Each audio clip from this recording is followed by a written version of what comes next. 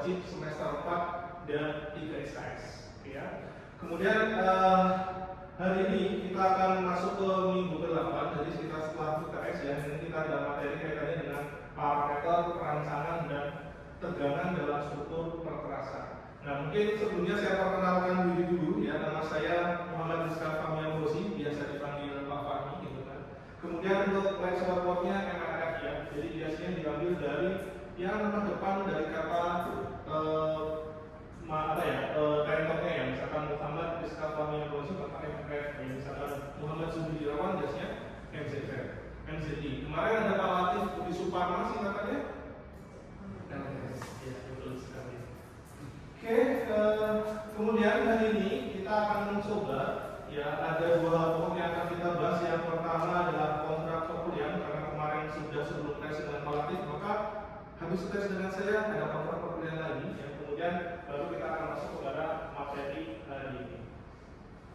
Ini adalah kontrak perkuliahan yang biasa saya gunakan. Ada yang pertama ada 2 poin. Ada pilihan A. Yang pertama, terlambat tidak boleh masuk kelas kecuali ada pemberitahuan sebelumnya, ataukah kalian memilih terlambat maksimum 15 menit boleh masuk kelas tapi tidak berhak mengisi presensi. Kalian pilih yang mana? Kalian kan kontrak ya, jadi suka sama suka tapi harus masih masuk ke dalam peraturan dosen. Pilih yang mana? Oke, terima kasih banyak. Ya, jadi ini kita coret ya yang pertama, maka kita bisa menggunakan yang kedua. Ya, silakan nanti yang tadi ada yang belum presensi. Oke, silakan kita presensi dulu ya. Nanti belum 15 menit sehingga silakan untuk presensi dulu.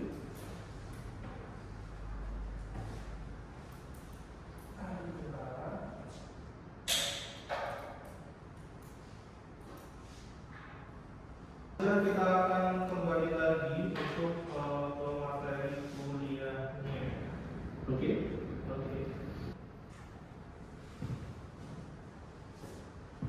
Kemudian yang kedua adalah kita tolong aktifkan alat komunikasi atau setting dalam mode silent. Jadi silakan tadi yang belum mengaktifkan atau belum mode silent, silakan untuk dinonaktifkan atau di mode silent. Kemudian nanti ketika saya menerangkan ternyata ada hal-hal yang misalkan kurang jelas dan sebagainya, silakan kalian menginterupsi ya. Kemudian yang terakhir adalah komponen penilaian. Biasanya, nah ini nanti kita akan bahas juga nanti dikaitannya dengan RPS. Bahwasanya nanti komponen penilaian di saya ada UAS, kuis, dan nanti ada keaktifan. Nah, keaktifan itu sifatnya opsional. Ya, jadi nanti kalau misalkan kalian aktif, maka bisa saya tambahkan untuk misalkan membantu nilai kuis, UAS, ataukah yang lainnya. Ya, tapi biasanya saya gunakan untuk kemudian mana yang misalkan nilai-nilai personal dan sebagainya, tapi punya bisa dipuisi biasanya. Kalau UAS biasanya bisa, kadang-kadang enggak ya tergantung nanti. Sehingga harapannya kalau kalian aktif di kelas bisa membantu dalam nilai. Oke, cukup jelas ya? Berapa persentasenya nanti saya sampaikan. Kemudian yang perlu saya highlight kembali bahwasanya ketika kita berkuliah ya, penerapan perkuliahan nanti ada SKS beban kerja ya, di mana satu SKS itu makanya 50 menit perkuliahan, 60 menit kegiatan terstruktur dan 60 menit kegiatan mandiri. Artinya kalau ini mata pelajaran berapa? 3 SKS, maka makanya 3 kali semuanya ya, jadi 3 kali aktivitas tatap muka di kelas ya. Sehingga totalnya tidak kali 150 menit, tapi mungkin hari ini kita disclaimer karena kita sedang mengikuti ya, nanti ya mungkin tidak full karena kita hanya maksimum 30 menit untuk codingnya. Oke ya.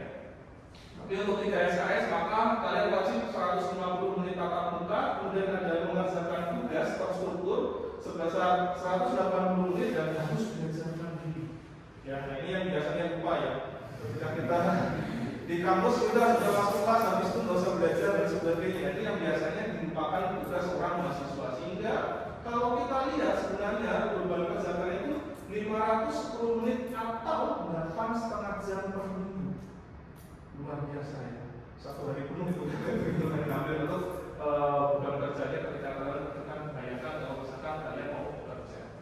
Ya ini cukup jelas ya. Ada yang mau ditanyakan? Oke, kalau kita lanjutkan, nah ini adalah rencana program dalam kegiatan pembelajaran semester yang kalian bisa lihat di silabi dan panduan akademik. Nah ini sebenarnya yang kalian ekspektasikan ketika kalian belajar mata kuliah perencanaan perkasaan, apa sih yang kalian pelajari gitu, apa yang output kalian dapatkan dan sebagainya sebenarnya ada. Sehingga kalau kalian baca di sini, ya, kalau kita boleh ringkas, sebenarnya sebelum UTS nanti kalian akan belajar tentang, kalian telah belajar ya kemarin tentang bahan perkerasan. Nah, setelah UTS kalian mencoba apa untuk mendesain atau merancang, ya, perkerasannya seperti apa, baik dari tebal maupun bahan konstruksi untuk tiap lapisnya seperti apa. Sehingga nanti kalian diharapkan setelah lulus itu yang bisa kalian dapatkan. Sehingga di sini kalian bisa ada CPL-nya ya, pembelajaran jurusan dan pembelajaran mata kuliahnya. Oke. Kemudian untuk referensi, ini sebelumnya ada prasyarat mata kuliah. Kemarin ini sudah disampaikan oleh Pak Latif ya sebelum TS bahwa kalian sudah dalam bangunan teknik sipil, pengangkat teknik transportasi, perencanaan unit jalan dan mekanika tanah susu. Sehingga nanti kalian bisa buka kembali ya, mata kuliah tersebut, buku-bukunya dan sebagainya dan digunakan untuk lebih lanjut di mata kuliah perencanaan perkerasan jalan. Kemudian adalah daftar referensi, kalian bisa baca, ya, ini bukunya dari Perpustakaan Semarang, nanti bisa kalian akses di Perpustakaan Departemen atau di fakultas sudah ada, dan nanti ada tambahan handphone-nya. Plus nanti biasanya handphone-nya saya nanti akan masukkan di dalam Google Classroom yang kalian nanti bisa akses. Oke. Kemudian ini adalah tim teaching-nya tadi sudah saya sampaikan sebelum UTS ada Pak Latif, kemudian setelah UTS ada saya. Ya, kemudian inilah komponen penilaian tadi yang saya sampaikan, UAS, kuis dan aktifan. Nah, kalau kita lihat dari RPS di sini, ya nanti maka komponen ini saya ada yang sifatnya project based ya atau latihan kasus gitu kan. UAS nanti saya masukkan 15%, kemudian untuk kognitifnya kaitannya dengan teorema, pemahaman dan sebagainya adalah 15% dan kuis 10%. Nah, aktifan nanti kita bisa gunakan untuk membantu kuis ataukah UAS yang kognitif tadi, ataukah juga bisa. Oke ya, cukup jelas? Atau membuat apa? Kalau kita sepakat nanti, oh saya misalkan sudah punya aktifan 5 kali, nggak usah untuk kuis, boleh nggak? Kalau kita sepakat, menggantikan itu boleh-boleh saja. Gimana? Sepakat? 5 kali skala kuis atau apa?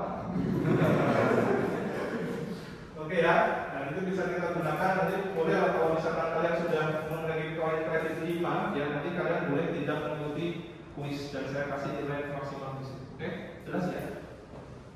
Oke. Kemudian ini adalah topik bahasan ya perencanaan perkerasan ini dari mulai minggu ke-8, 9, 10 sampai 14. Misalnya kita akan belajar minggu ini ya, kita akan belajar parameter perencanaan dan tegangan dalam struktur perkerasan. Kemudian nanti selanjutnya kita akan minggu kedua setelah tes atau minggu ke-9 ini adalah perencanaan tegangan perkerasan lentur dengan menggunakan analisa komponen. Ya, ini part 1, part 2 karena nanti kita ada hubungan. Mulai analisis yang kaitannya dengan perkerasan baru, ada yang overlay dan ada konstruksi bertahap. Kemudian selanjutnya kita akan masuk ke teori Westergaard untuk mengantarkan kita kepada teori untuk rigid pavement. Ya, setelah itu baru kita melakukan perencanaan tebal perkerasan kaku dan di akhir ini kita akan merasakan perkerasan tidak untuk jalan tapi kali ini untuk bandara. Ya, termasuk nanti ada juga runway, apron dan juga bisa digunakan untuk parkir kendaraan juga bisa. Sehingga perkerasan jalan nanti penggunaannya sangat luas ya, tidak hanya untuk jalan tapi untuk berbagai macam infrastruktur transportasi. Oke, ada pertanyaan? Belum ada? Paling simpel ya, karena sudah ada di silabus kita mungkin saja dari Pak.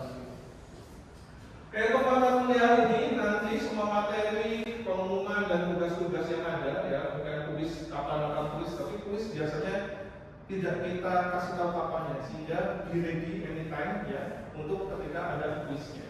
Kemudian nanti silakan bisa akses di Google Classroom ya, ini nanti register menggunakan nama lengkap dan akun email game. Coba silakan diakses, bisa nggak? Coba di scan saja, sudah bisa.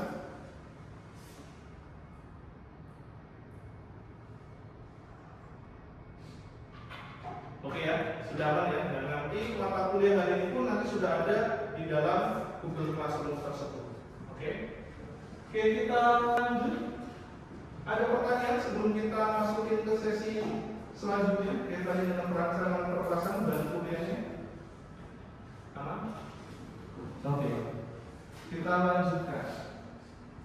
Nah, pada pertemuan ke-8, ini kita akan apa? Yang kita lakukan adalah diharapkan nanti ketika kalian sudah selesai melakukan kuliah pada pagi hari ini, ya, diharapkan mahasiswa memiliki kemampuan memahami parameter dasar untuk perancangan perkerasan yang nantinya akan digunakan untuk minggu selanjutnya, yaitu untuk merancangnya, ya, merancang, menghitung dan sebagainya. Nah, apa yang kita pelajari hari ini adalah tegangan dalam struktur perkerasan dan bagaimana parameter perancangan perkerasan jalan. Ya. Oke, pertama, sebelum itu boleh saya tanya, apa yang Anda ketahui tentang pavement? What is pavement in construction? Oke, ada? Belum ada? Oke, activity point. Silakan, yuk, ada yang mau dapat poin plus 1? Ada? Oke, belajar dulu. Oke, silakan Mbak. Namanya siapa? Yang pertama saya kepada Oke, gimana Mbak? Apa yang Anda ketahui? What is pavement in construction? menurut saya pavement in construction itu seperti pembangunan di atas tanah, kemudian digunakan untuk penanaman tanaman di setiap beban kendaraan melewati. Oke, ada lagi tadi? Silakan. Pavement sendiri itu mungkin ada suatu perkerasan yang harus kita rancang dengan sedemikian rupa yang gunanya nanti sebagai lapisan yang menerima beban lalu secara langsung. Oke. Siapa tadi namanya Mas? Saya catat dulu. Apa? Ada dan satu lagi. Oke. Iya, sudah saya catat. Oke, ada yang berbeda pendapat? Mau menambahkan? Oke, kita lihat ya. Jadi kalau tadi sampaikan kaitannya dengan road construction, tapi tadi sudah saya sampaikan juga bahwa selain pavement itu juga tidak hanya di road ya, tapi bisa tuh misalkan tadi airport, apron, kemudian bandar, blinder, kemudian ini ternyata ada rigid pavementnya. Tadi yang namanya rigid, kemudian di atasnya ada flexible pavement. Ya. Oke, sesi pertama ada pertanyaan? Ya. Mengenai tadi pada bagian pavement lainnya, itu kan bagian disebutkan dia menggunakan aspal. Nah, itu apakah ada ketentuan tertentu atau mungkin ada bahan lain yang bisa digunakan selain aspal? Oke, untuk apa nih? Flexible pavement? Iya, yang bagian seperti itu. Oke, sebenarnya kalau kalian, ini sebenarnya mata kuliah sebelum UTS nih sama Pak Latif ya. Jadi aspal ada macam-macam kan, ada aspal pen, kemudian ada apa lagi, tar atau til, itu juga bisa digunakan. Nah kalau kita bisa lihat nanti modular, perkerasan modular, itu juga nanti sifatnya flex, tergantung kotak-kotaknya. Semakin besar kotaknya maka dia sifatnya rigid, tapi kalau misalkan kecil-kecil sebenarnya itu lebih condong kepada flexible pavement. Jadi yang membedakan structural rigid sama fleksibel itu adalah bagaimana sifat bahannya. Nah sekarang yang misalkan ada, kalau yang dasar yang saya tahu biasanya menggunakan aspal, ter atau material sejenis lainnya. Tapi yang paling terkenal memang cuma aspal. Hanya saja modifikasi ada aspal alam, ada aspal cair ya, kayak misalkan kayak Pertamina dan lain sebagainya. Aspalan kita punya apa? Asbeton dan sebagainya. Aspal yang cukup berlimpah. Tetapi kalau diambil ya lama-lama habis. Oke. Ikat dulu, sesi 2. Konsep dasar perkerasan jalan. Jadi bagaimana sih kita mau membuat suatu perkerasan jalan ya? Bumbu-bumbunya apa? Tadi kemarin sudah kita pelajari. Kemudian bagaimana trik-triknya, bukan tipsnya untuk bagaimana kita bisa membuat perancangan yang baik. Yang pertama harus mempunyai tebal total yang cukup. Ya, makanya nanti kalau kita belajar tebal perkerasan ada yang namanya tebal minimum. Ya, ada tebal minimum. Kalau tidak mencapai tebal minimum maka biasanya kekuatannya tidak memenuhi asumsi yang kita gunakan. Kemudian mampu mencegah masuknya air baik dari luar maupun dari dalam. Mengapa? Karena jangan musuhnya air. Ya, kayak batu di gunung, tetetes air di lama-lama juga akan tetap melapuk juga. Itu harus kita hindari. Mempunyai permainan yang rata, yang tidak licin, awet terhadap distorsi oleh lalu lintas, sehingga dari segi fungsional dan juga memenuhi. Tadi sebagai struktural maka fungsional juga memenuhi. Nah, ini parameter untuk yang kita perlu perhatikan ada 5 sebenarnya. Yang pertama adalah umur rencananya, kemudian beban lalu lintas atau damage factor, pengaruh lingkungan, kondisi kuat tanah dasar, dan yang terakhir adalah karakter fisik material perkerasi yang kita pilih. Oke. Kita masuk yang pertama, umur rencana. Kalau kita lihat standar perencanaan yang ada di Indonesia, yang dulu kita kalau misalkan SKBI 81 yang paling awal ya, refer ke ASCO, nah itu belum ada men-state berapa umur rencananya. Ya kadang boleh 10, 20, 8 tahun juga boleh. Tapi sekarang di peraturan terbaru itu berapa? 20 tahun untuk perkerasan. Tapi untuk base cost-nya tetap 40 tahun. Ya. Kemudian apa? Kita bisa lihat ya bahwasanya nanti ya semakin besar umur sana maka akan semakin tebal atau semakin tipis logikanya? Ya semakin tebal. Semakin tebal maka semakin makanya biasanya kadang-kadang karena duitnya nggak cukup maka ada konstruksi bertahap. Karena uangnya nggak cukup dan misalkan mau tebalnya uangnya misalkan let's say 50 cm nggak cukup maka bertahap. Ya tentunya nanti endingnya juga lebih tebal. Tapi yang namanya utang cicil kayak kredit ya, pelabuhan dan lain sebagainya. Nah kemudian kita akan kembalikan lagi kepada definisinya. Ini ada dari Sukirman tahun 92. Itu perkerasan adalah suatu lapisan yang berada di tanah dasar yang sudah dipadatkan. Kata kuncinya diperkeras berarti apa? Dipadatkan, udah improve, ya, improve dari segi struktural performanya, di mana fungsi dari prosesnya adalah untuk memikul beban lalu lintas dan menyebarkan ke tanah dasar agar apa? Beban yang diterima ke tanah dasar tidak melebihi daya turun tanah yang diizinkan. Atau kalau kita mau hal lebih mudah lagi ya, ini adalah bagian jalan yang diperkeras. Artinya apa ya? Strukturalnya, maka dia lebih kuat daripada tanah itu sendiri. Kemudian fungsinya, kalau kita lihat ini ada beberapa, ada 5. Yang pertama adalah memberikan kekuatan struktur pastinya. Dimana kalau misalkan kita bayangkan awalnya itu tanahnya dari tanah biasa, kemudian kita lewati dengan kuda atau misalkan mobil gitu kan, maka apa? Ketika seperti ini maka bisa saja apa? Rodanya bisa terprosok, ya enggak masuk ke dalam. Artinya apa? Dia tidak bisa melewati dengan aman dan nyaman. Tapi kalau kita misalkan kita padatkan ya, kayak misalkan jalan kan jadinya jalan biasa kemudian dijang-jang oleh hewan dan sebagainya sudah terkeras, maka apa? Itu menjadi jalan secara alamiah. Nah, itu juga menjadi inspirasi ya dulu bagaimana kita melakukan perkerasan jalan ya, dari mulai tanah dipadatkan, tambah kerikil sampai diimprove lagi menggunakan aspal atau beton. Ya. Kemudian apa? Mendistribusikan atau menyebarkan beban kendaraan ke tanah dasar. Harapannya tadi pergerakan yang menerima tanah dasar itu sudah semakin kecil atau hampir saja mendekati nol. Harapannya seperti itu. Kemudian permukaan rata, nah harapannya kalau sudah dipadatkan rata sehingga nanti nyaman untuk dikendarai. Yang biasa kita ukur menggunakan nilai roughness-nya, ya, bumpy, seberapa bumpy-nya. Kemudian selanjutnya adalah kekesatan. Kekesatan ini kaitannya dengan skid resistant. Seberapa bagusnya biar tidak licin, tidak tergelincir ya, sehingga harapannya itu sudah terpenuhi. Kemudian yang terakhir adalah melindungi tanah dasar dari pengaruh buruk perubahan cuaca. Mengapa penting? Karena tanah dasar musuhnya adalah air. Sekali kena air maka akan menjadi kembang susut yang besar. Makanya kita lindungi biar dia tidak terkena air. Oke ya, itu untuk definisinya. Untuk tipenya mungkin kalian sudah kenal sebelumnya. Disampaikan oleh Pak Latif ada perkerasan tertentu atau flexible pavement, perkerasan kaku, rigid pavement, ataukah gabungan antara keduanya, ya, yaitu komposit. Ada yang bawahnya licin terus di atasnya menggunakan fleksibel, ada. Biasanya kita sebut sebagai black coating. Tapi kalau dibalik ya, misalkan bawahnya dulu menggunakan perkerasan fleksibel, kemudian tiba-tiba di licin, bisa nggak? Bisa saja.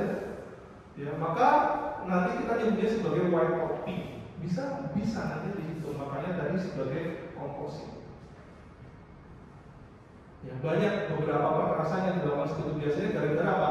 Kalau kita mau merubah fungsinya yang dulunya misalkan hanya dilalui ke kendaraan berapa saja, misalnya 1000 atau berapa, terus naik secara drastis, gitu kan? Daripada dihilangkan 100%, maka kita anggap itu sebagai ya bisa kekuatan.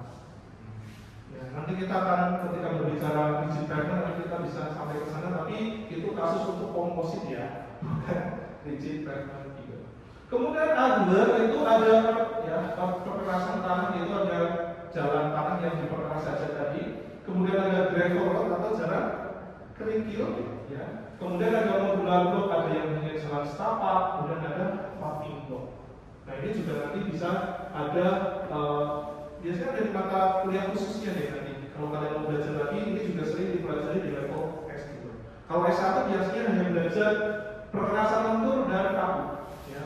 Sehingga kalau kita lihat di sini, ya, yang pertama maka konfigurasinya apa?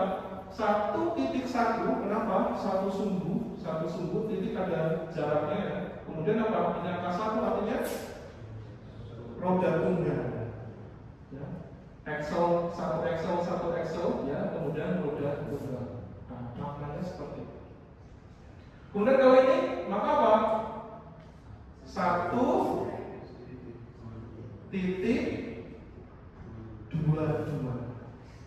Ya, maka apa? Ini 1 ya, kemudian ada pemisahnya, ini 2 ya, ada seperti ini, kemudian di belakangnya rodanya ada 2 biji.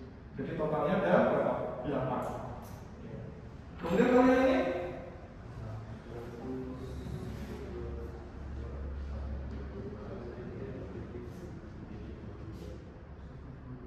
1.22 strip. Kenapa? Karena dia di hidrolik. Nah, kalau yang seperti ini 1.22 plus karena digandeng. Mudah ya? Oke.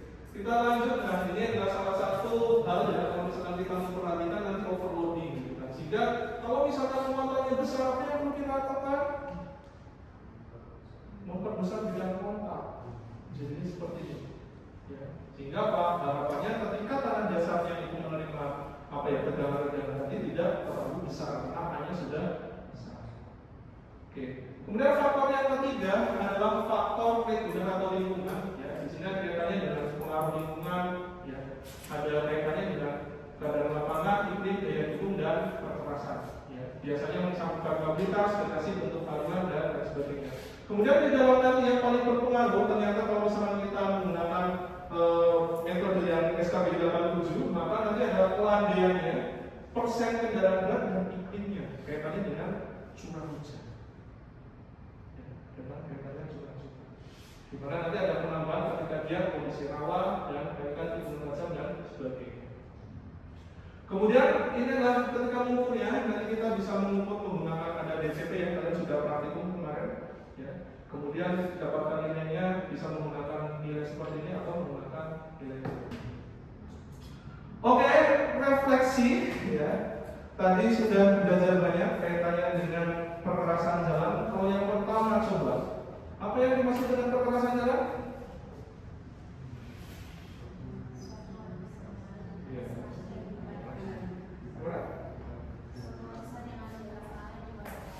Iya, ya, tanah yang dipadatnya diperkeras ya untuk tujuan tertentu. Kemudian bagaimana kalau konsep layering sistem pada perkerasan?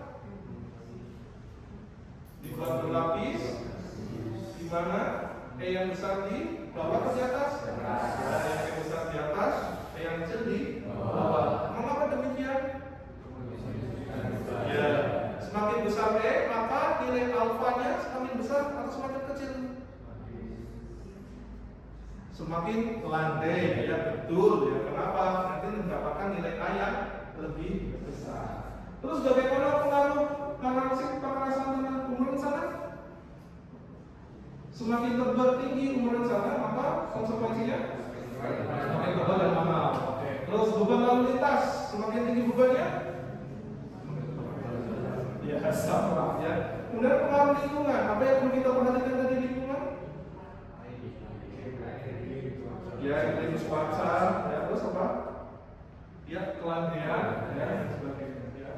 Kemudian kondisi kuat pembukaan dasar maka harus kita perhatikan. Yang kita berdasarkan nilai apa ya?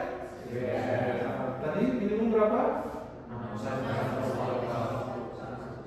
Tergantung ya. Tadi kalau misalkan lokal atau kolektor 6 minimum ya. Kalau misalkan APD minimum sekitar 10. Kalau tidak memenuhi, kemudian karakter spanyol apa sama karakter spanyol?